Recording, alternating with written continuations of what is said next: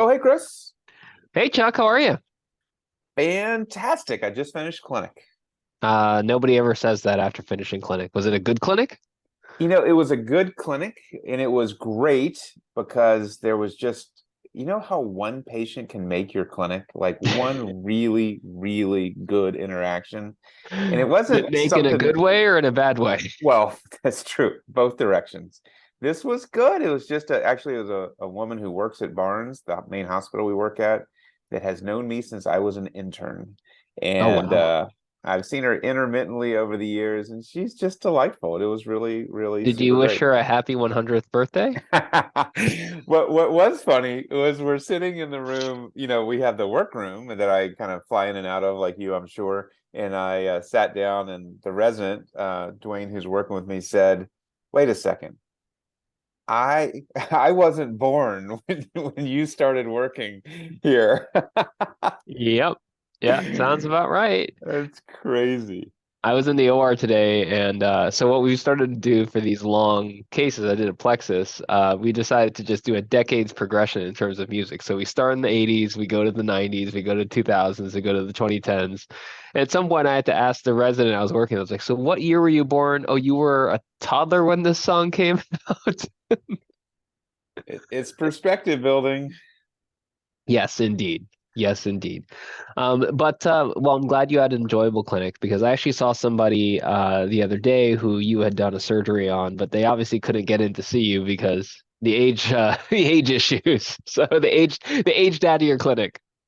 It's a classic example of be a little pushy, and I never say no. But if you don't know to be pushy, they're just a nice person. Sometimes they don't. It happens like that, which is unfortunate. Well, then they end up with me, and hopefully I can live up to their expectations. Low bar, Dr. D. Oh my man. So, any good cases recently? Yeah, I did have a relatively interesting case. Just for, this was an adolescent case who traveled a bit to see me. Patient had a distal radius fracture 4 years ago, not a bad one. It healed uneventfully, and he's noticed this progressive deformity on the pinky side of his wrist.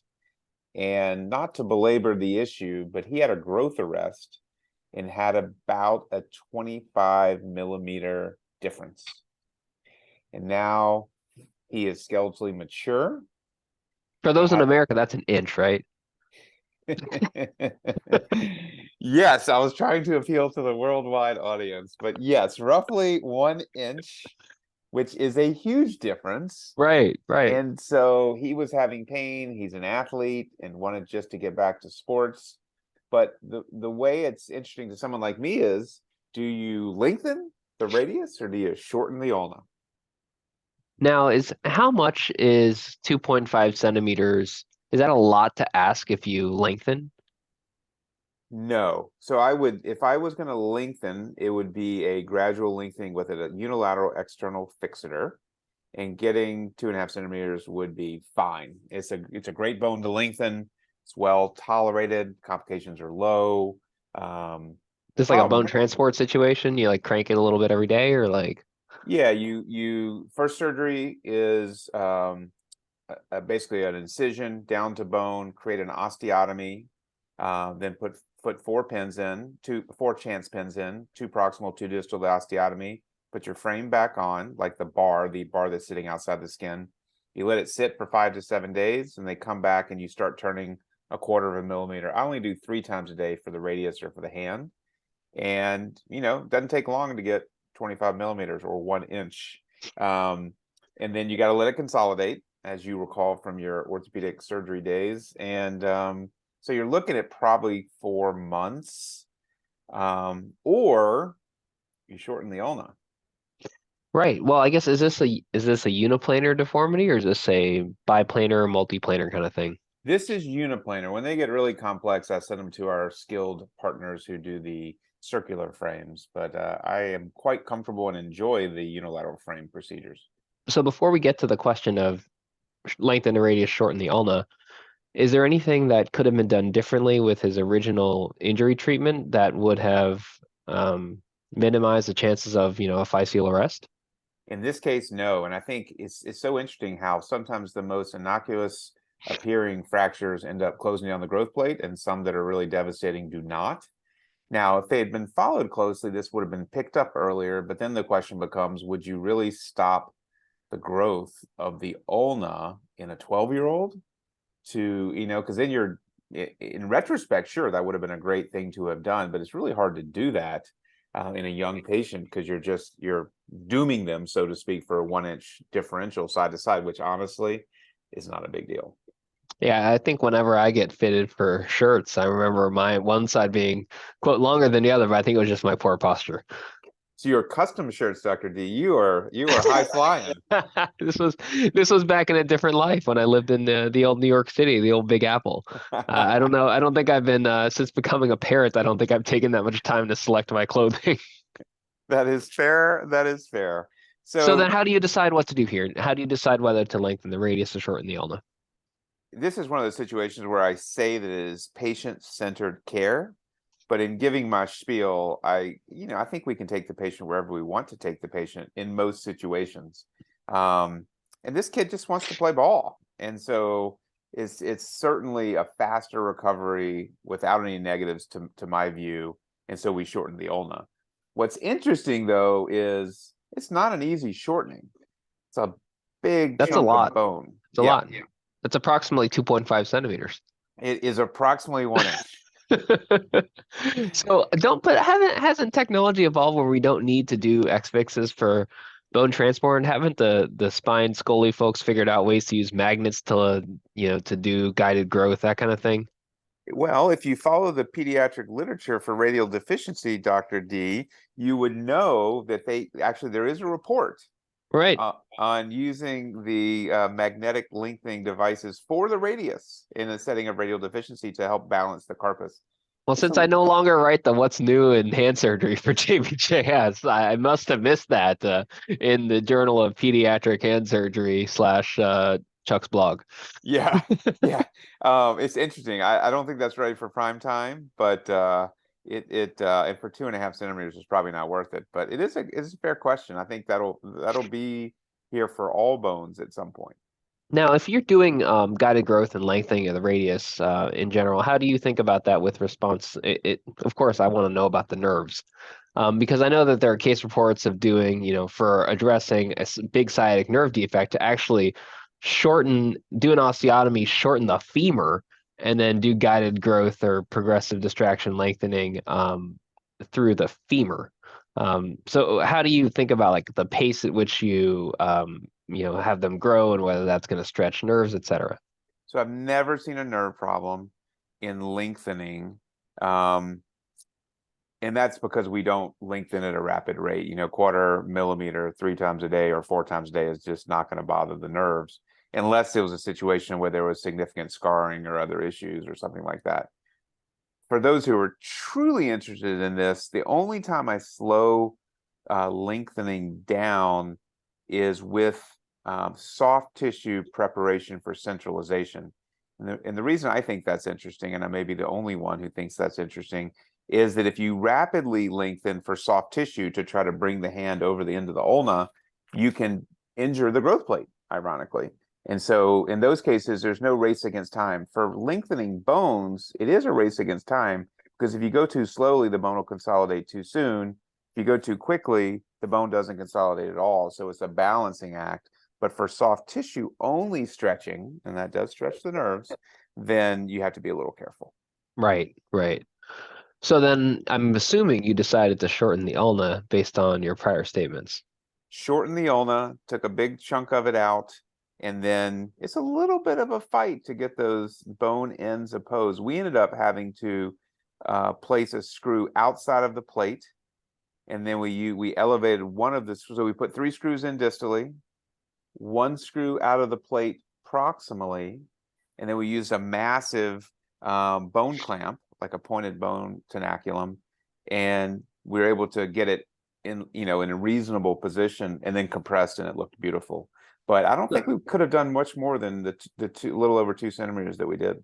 Now, when you decide to do that and that amount of shortening, Do you still use the standard kind of shortening plate and that many of us use for ulnar shortening osteotomies, or do you freehand this osteotomy and do kind of AO technique because maybe you have a little more customizability with the latter? Yeah, I think a freehand makes all the sense in the world. You can certainly use any plate you want, but you're not getting the costly advantages of the systems. Right, right. Well, do you think that if you use kind of a standard AO kind of plating technique, wouldn't that have saved you money compared to using a ulnar shortening specific? It does. The benefit of the ulnar shortening systems is you do the oblique osteotomy, I think, which Mhm. is a bigger surface area, and then you can put that lag screw. So that is the advantage. I fully believe that you could do that freehand. I think you would do just fine. But those systems are great, and what I like about those systems is that they are designed in a way where it is easy to get compression through your various techniques of compression. It's easy to get your interfragmentary screw through how they've designed it. For sure. Should we talk about our sponsors? We should, and then we have a bit of an important announcement to make as well. But we should talk about our friends at PracticeLink. The Upper Hand is sponsored by PracticeLink.com, the most widely used physician job search and career advancement resource. Becoming a physician is hard. Finding the right job doesn't have to be. Join Practice Link for free today. That means today, Dr. D, at www.practicelink.com/the upper hand. So I was mentioning to somebody about the podcast, and they were asking, we were talking about how we finally had a sponsor, and they were like, "Oh yeah, it's like, do you guys record that every time?" And they're like, "So I was wondering whether you just kind of like plugged it in differently, like kind of pasted it in the middle, spliced it in." And I was like, "No, we actually record it every time." Yeah, because they're always on our mind because it's such a great service that Practice Link offers. Well, yeah, now I remember who I was talking to. I was talking to Holly Power. Holly is in practice in Alberta. She was a former fellow in the plastic surgery service here in Hand. She's doing big things in terms of peripheral nerve, and she is a big fan of the podcast. And and it was great to see her and Johnny Liu, who I talked about in the last episode, and a bunch of other podcast friends at the meeting last week in Miami. I'm glad to be back. I bet you are. Before we make our important announcement, the meeting was good. Meeting was good. Learned a lot. There's a lot of really interesting stuff going on in the field of nerve. We're still trying to figure things out in a number of ways. But I think some of the emerging technologies will be interesting. I think there's a lot of perspective on how to measure outcomes, which obviously is important for our work. A lot of agreement that we don't have that part figured out, and a lot of agreement that that's something that will be important. So it was good to see that that's still an area of interest. Excellent. And I'm sure that sunny southern Florida was pretty nice this time of year. Coming back to snow was a little bit of a rude awakening, but I do like the fact that, we're recording right now. It's just before 5 o'clock and the sun is still out. So that's a good thing. Yeah, we have passed the nadir of short days, and every day is a little bit longer, and that is beautiful. Oh, it makes a big difference. Well, speaking of changing, we are changing. We are making a big change for our podcast. So our listeners, we want to tell you that we are going to switch to releasing episodes every 2 weeks. Yeah, I have to say that we haven't come to this decision lightly. We want to make sure that when we get together, we give this everything we have, and we want to make sure that we are addressing timely topics with energy and with gusto and with new ideas. And there's certainly a never-ending source of ideas, but we thought to do our best for you, valued listener, that we were going to change the cadence. Now, I would like to put a plug in. If this makes you happy, email us. If this makes you sad, email us. Let us know, communicate. There's been a little bit of some radio silence from the listeners, at least virtual, by interaction. Maybe in person we see people, but I'd love to hear more. We've had enough good stuff from the email account to put together one grab bag episode, which we'll do next. But yes, please let us know what you're thinking, what's on your mind, what topics you want to cover. I know that a lot of folks really like the radial nerve series, but then others are looking forward to the sports series coming up. So Yeah, let us know. It's tough to switch, but I think as we want to continue doing things with panache and alacrity, as one of our former mentors would say, and I think this will allow us to do that. So that's something that is coming your way. I think after this episode drops, we'll start doing every 2 weeks after that. We appreciate your understanding, and we appreciate your continued listenership. We hope this is not a negative in that respect, and hopefully it may be even a positive. So thank you. Thank you for listening in, and we appreciate all the support and love that we have gotten over the years, because Dr. D, I think this is our 4th year. Is that right? We are in our 4th year. I guess we've passed our 3 anniversary. I left the gift I got you at home. I think I have leftover Rice Krispie treat in here from from something that I could give. I can walk over and give you. But what do you want to talk about today? I want to talk about 4 years. I didn't think we'd make 4 episodes. Somebody asked like, how it started and the story behind it. And, it's crazy. Like we started at the beginning of the pandemic, or no, before the pandemic. And I'm sure the pandemic was already kind of starting. But, and then things popped off and we were left to our Zoom existence and just kind of rolled with it. It's crazy to think about everything that's changed in the last 3+ years. The resident I'm working with was still in medical school. I realized that today. I have to share a couple of things. Did you share, or did you see the end of the year summary for our podcast? I think we should share some of these stats. I think the listeners who are, to whom we are eminently grateful would find this interesting. I think they would too. I would love to pull it up here and see if it can come up for me. Do you have it pulled up already? I do. Well, some of them I've memorized. The first is that I don't know last what that year, says that you remember. it just stuck in my head. We have 125,000 reasons to be proud. You know where that That's really number's from? cool. I'm sure that is a number of total downloads. Yeah. So we had 50 episodes last year. We had 125,000 downloads. Our most popular cities, St. Louis somehow is number one. Somehow. That's from It's you, all it's Chris. all it's all the residents working with you that just clicked and downloaded the entire time. Um, Number 2, Chicago. Number 3, Sydney, Australia. That's Very, really cool. that's I think cool. that's exciting. I think they're all just listening for more of your stories from your Australian hand surgery friends. Maybe. And then 114 countries. That's And really cool. that's very cool. And then, do you know what the most popular episode? I hate to give you kudos. Do you know what the most popular episode was? You know what? I'm not sure. I'm sure it was a discussion about peds or sports or something like that. It was the JBJS hand and wrist surgery update episode. Isn't that All right. Well, interesting? that's that's not I mean, if you think about it, it's a great way to get your literature update, clearly with a ton of bias.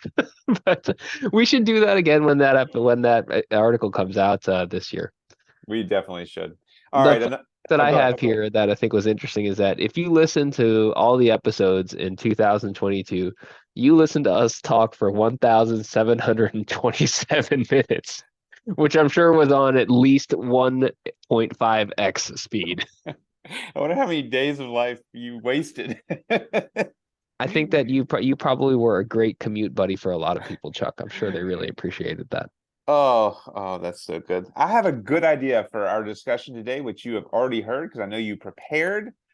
Speaking of time and how things change over time, let's talk about things we do different operatively today compared to in the past. Now, your past is not as long as my past, but let's talk.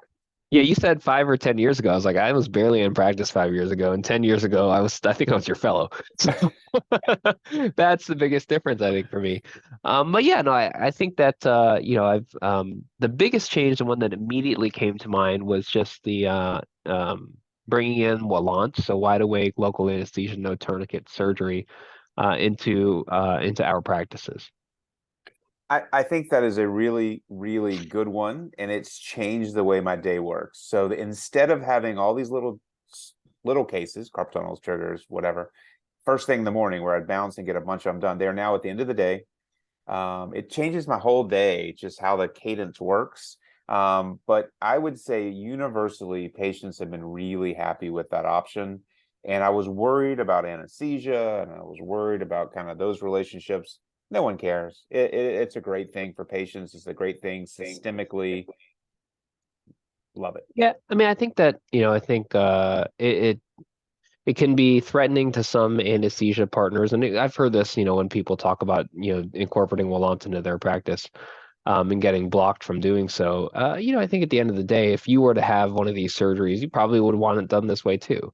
And I think people remember that because, you hear about it, some kind of like freak issues with anesthesia every now and then, which, are not related to the surgery. And that stuff can happen. And, honestly, most people, want to get back to getting back to doing what they love without that, hangover from anesthesia. Yeah, I call it a brain fog when I talk to my patients, but I think we're saying the same thing. Maybe yours just you're just slightly more elegant with your conversations. I'm sure brain fog sounds very sophisticated. All right, here's mine that you will very much appreciate. My treatment of cubital tunnel syndrome has changed. I guess it's changed sort of in two ways. If you look back 12 years ago, I was doing a lot more decompressions than I'm doing today. And it's not as if my patient population has changed so much, but I think I'm just more selective, given that we understand that a decompression that doesn't go well can affect long-term success rates for the treatment. And so I do have a lot of patients that have instability. I do have a lot of patients with other surgeries at the same time. And I do look for the option of decompression, but I would say 75 to 80% of my cases are transpositions, generally subcutaneous. And I can talk a little bit more about technique, but I would like to hear your reaction to my statement. Yeah, no, I think that's about right. I mean, my approach to cubital tunnel treatment has changed too. I'm not, I came out of training, and for the first couple of years, I was very much, no decompressions, only submuscular transpositions. And, upon visiting others and some reflection, I've incorporated decompressions into my practice, but it's not a common thing. I think because I've become algorithmic with my treatment of cubital tunnel, for better or worse, but it seems to have worked out for me. I think that there is a definite role for decompression, but it is limited. I'd be curious to know what you think the revision rate is on a decompression, say within 5 years of the first surgery. What do you think the revision rate is? Because I know that way back in the day, when I was, I think maybe like in grade school, you and Dr. Mansky published his original results, and your revision rate was it like 7% or something like that? 7%. And then a recent series from here, in which was kind of an all comers and not apples to apples, showed a 20% rate, which I also think is a little high. So where do you think that real revision rate lies? I have not recently done a revision for a decompression, but my guess is 7 to 10% is accurate in a carefully selected population. And then, what do you think the true advantages of a decompression, in 2023? Oh, I think it's so nice to get away with doing that. You can do it under local only if you're really ambitious, but it's just the simplicity and bulky soft dressing, immediate gentle motion, get back to activities faster, get in the shower faster. It's just the recovery time, even though you still have to be careful and aware so that you don't stress the nerve too much. It's a game changer if you're able to do it. Hey, they are completely different surgeries to get over, even a revision or a decompression versus a subcutaneous, let alone a submuscular. But I mean, they're very different surgeries to get over, and I use it when I can. I think there's definitely a role for it. How many have you done any of these awake? I have not. I mean, I think if I had the perfect candidate, I would offer. And by the perfect candidate, I mean someone who is not too heavy, and where I was really 99% confident I was doing a decompression only because, as you know, when we commit to the local only, we sort of lose anesthesia's involvement. There's no pre-screening. Right, right, right. Well, I think the ultrasound's helpful for that. I've only seen the ultrasound be wrong once. Um, and it wasn't one that I was doing under local. I've done a handful under local, and the shoulder's got to be real flexible to make that happen. It's one where you have to really check that ahead of time. And I've learned to in the clinic just be like, okay, so if you had to lay like this for like a solid 15 minutes, could you do that? That is interesting. That is a really good point. Well, I there are some people who do it under local in the office and do it prone I would just to say minimize that, the movement and stuff. I would think that's not a bad idea. But lying prone for 15 minutes while you're having surgery is not easy. No. I, let's talk technical because I think I say this regularly to the trainees. I how I used to do a subcutaneous with a standard Eaton flap. And for those who don't know the terminology, Dick Eaton described taking a strip of fascia from the flexor pronator mass and elevating it and suturing it into the anterior skin to prevent the nerve from subluxating posteriorly. It's easy, it's somewhat elegant, and it works to prevent the nerve from subluxating. I don't do that anymore, almost ever. Are you hearing an echo? Okay, good. Maybe it's just me. That's fine. I'll cut this out. Leave it in. But this fasciocutaneous flap is awesome. And for those of you who haven't tried it, try it. It is really slick. You elevate all the fat and fascial tissue off the flexor pronator mass. You excise your neuromuscular septum as you usually do, and then you have hopefully a nice reasonable size padding to cover the nerve and also to suture into the medial epicondyle to prevent the nerve from subluxating posteriorly. And I think it's fantastic. I haven't had a single revision after using that technique. And I have revised several others that have used the Eaton flap that weren't mine. And you just see what happens sometimes with that flap. It's not always great. Yeah, I think there's a real risk for some tricky adhesions, especially if patients don't get started early with the Eaton flap or the V sling, which is something that others have described. Any kind of sling coming off of the fascia, if you're not tucking the nerve all the way deep. I know that there's some folks have a role for a subfascial transposition. I'm not in love with that just because I've had to do the revisions. But I think that, do whatever works for you. Obviously, making sure that you avoid those extra kinks in the nerve as it takes its downslope, getting rid of the septum where it can come across.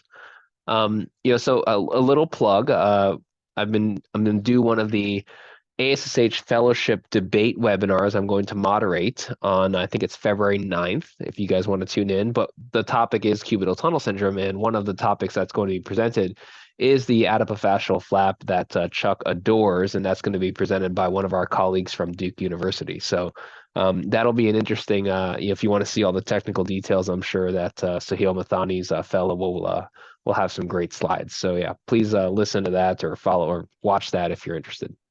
Love it. Love it. All right. I got another unless you got one to share. I've got one to share. I think I'm maybe 30 something cases into doing ultrasound guided carpal tunnel release. And I think I went and did the training in November of 21 initially, and it took a while to kind of get the process through so that we could actually start doing cases, a long while. And then obviously there was a lot of training I did in terms of follow-up cadaver workshops, et cetera. So I believe I started doing that procedure in the fall of 22, kind of early fall, and 30 something cases in, and it's been really interesting. Because of the way that I trained here, I did not do a endoscopic in training. I know a lot of listeners will do endoscopic as opposed to a mini open. And I think it's been refreshing to see how patients do after it. I'm not exactly sure where it's going to land in my practice. I'm learning a lot about how to counsel patients about it, so I don't want to go into too much detail here yet because I want to be fair to the technique. But it's been interesting to have to implement getting a device through the approval process, trying a new technique in practice, and kind of comparing it to something that I've done many, many, many, many, many more times. Yeah, it is interesting. And I guess ultimately at some point you have to just decide whether it's a value add for your practice and for you and for your patients, of course. And I ultimately decided that it was not when I went through this process. And I look forward to your ultimate decision about whether you will continue to do this. I think it's interesting and it's different. Whether it's the right thing for the long term, who knows? And this was slightly different with the device that you were using, right? Yeah, I use and I don't mind saying it, the AM surgical, I guess, retrograde approach, where there's an incision in the palm and you work from distal to proximal. And I like the technique, I like the technology, but ultimately, I didn't leave the OR as happy and skippy as I do after a regular carpal tunnel. It just added an element of stress that I never got past. And I talked to Dr. Government about it, and he said, "Why are you taking a simple, safe, effective surgery and adding that to it? Do you really think it's worth it?" And ultimately, I decided for me, it was not. I've never seen you skip.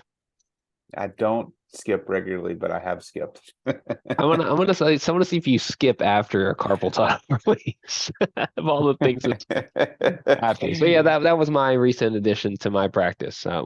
Anything else that you've changed in the last 5 years? Well, I don't want to belabor because we've talked about it, but how I approach the TFCC is completely different today than it was 5, 7 years ago with the understanding of foveal TFCC tears. And I'm speaking about that tonight for the ASSH webinar, but it's just totally different. And I feel as though I didn't understand the TFCC as well as I could have, even though I'm not sure many did. But the foveal insertion of the TFCC matters.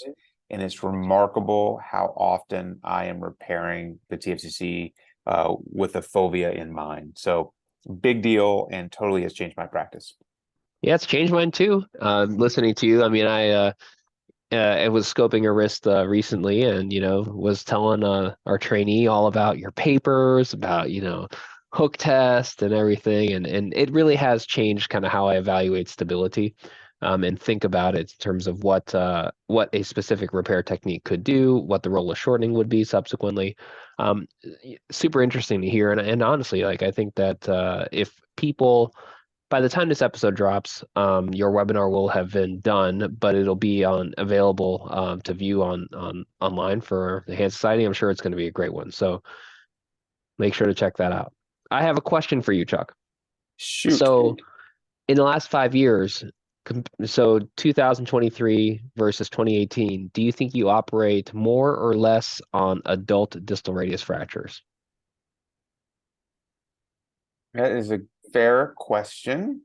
I don't think I've changed, honestly. There certainly has been a change. I don't know that my approach has changed. What about you?